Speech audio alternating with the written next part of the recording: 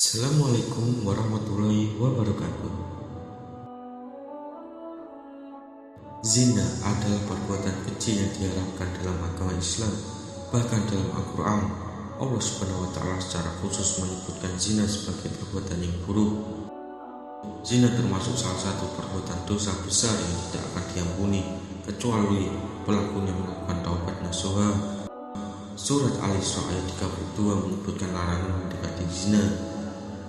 Wala taqrabuz zina innahu kana fahisha wa sa'a sabila. Artinya, dan janganlah kamu mendekati zina, sesungguhnya zina itu adalah suatu perbuatan yang keji dan suatu jalan yang buruk. Kisah ini dibagikan oleh Syekh Asy'Shibli. Suatu ketika Syekh Asy'Shibli memasuki sebuah perkampungan. Di sana ia bertemu seseorang pemuda yang usianya masih belia. Pemuda itu bertubuh kurus, rambutnya kusut, penuh debu, dan baju yang dipakainya pun kumal. Pertama kali Syekh Asy'Shibli melihatnya, pemuda itu sedang membolak-balikan pipinya di tanah makam. Selanjutnya pemuda itu memandang ke langit dan menundukkan kepalanya sangat lama. Melihat pemandangan tersebut, Syekh Asy'Shibli tertegun. Pemuda ini juga terlihat menangis sambil terus mengucap doa, zikir, dan memohon ampunan Allah Subhanahu wa Ta'ala. Saking sungguh-sungguhnya pemuda ini sama sekali tidak memperdulikan keadaan sekitar. Syekh Asy'Shibli kemudian mendekati pemuda itu, namun pemuda ini justru lari meninggalkannya.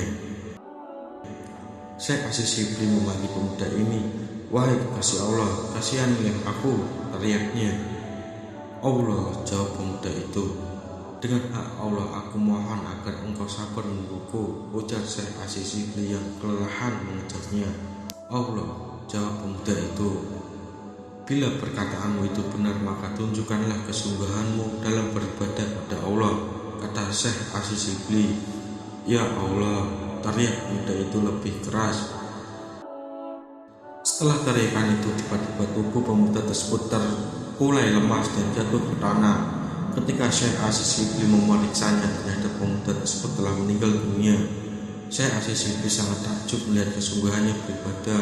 Kemudian Syekh Asy'Shibli mengucapkan, "La haula wala quwwata illa billahil aliyyil azim." Setelah itu Syekh Asy'Shibli bergegas mengurus jenazah pemuda tersebut. Ia letakkan jenazah pemuda ini di tempat yang baik, lalu ia pergi untuk menyiapkan perlengkapan untuk pemakaman. Alangkah terkejutnya Syekh Asy'Shibli ketika melihat jenazah pemuda yang tadi ia taruh hilang tanpa bekas.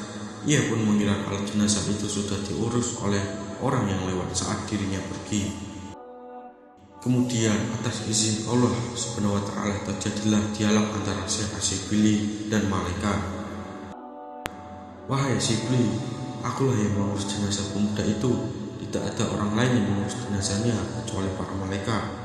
Oleh karena itu, senantiasalah engkau beribadah kepada Tuhanmu dan bersedekahlah dengan hartamu. Pemuda ini tidak bisa mencapai derajat tertinggi seperti sekarang ini kecuali dengan bersedekah," ucap suara misterius dari malaikat. Pemuda ini mendapat hidayah sebelum bertobat kepada Allah Subhanahu wa Ta'ala. Hidayah ini berupa mimpi yang dikirimkan malaikat atas perintah Allah Subhanahu wa Ta'ala. "Apa sedekah yang telah dilakukannya sehingga ia mencapai derajat tertinggi?" tanya Syekh Asy'Shibli. "Wahai Shibli, sesungguhnya dahulu ia adalah pemuda yang durhaka, fasik, dan berzina.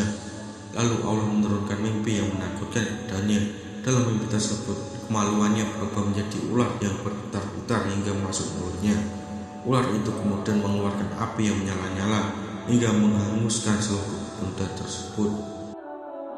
Pemuda tersebut untuk terbangun dengan ketakutan yang luar biasa. Ia sadar bahwa jalan hidupnya sesat, selalu mengubah hawa nafsu. Kemudian ia bertaubat kepada Allah dan menyesali perbuatan maksiatnya. Kisah hidupnya diisi dengan beribadah kepada Allah. Selama 12 tahun ia beribadah, memohon ampunan, dan berdoa agar mati dalam keadaan husnul khotimah. Kemudian suara itu melanjutkan, "Sebelum meninggal dunia kemarin, ia bertemu dengan seorang pengemis yang minta makan. Namun karena tidak mempunyai makanan, ia memberikan baju yang sedang dipakainya kepada pengemis tersebut. Saat itu si pengemis sangat gembira sekali. ia lantas mendoakan pemuda itu agar Allah mengampuni dosa-dosanya. Allah pun mengabulkan dosa si pengemis itu. Berkat taubat nasuha dan sedekah yang dilakukan dengan ikhlas, pemuda ini bisa meninggal dalam keadaan husnul khotimah.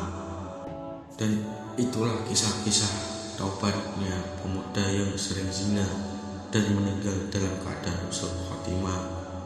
Sekian dari Gus Saka. Wassalamualaikum warahmatullahi wabarakatuh.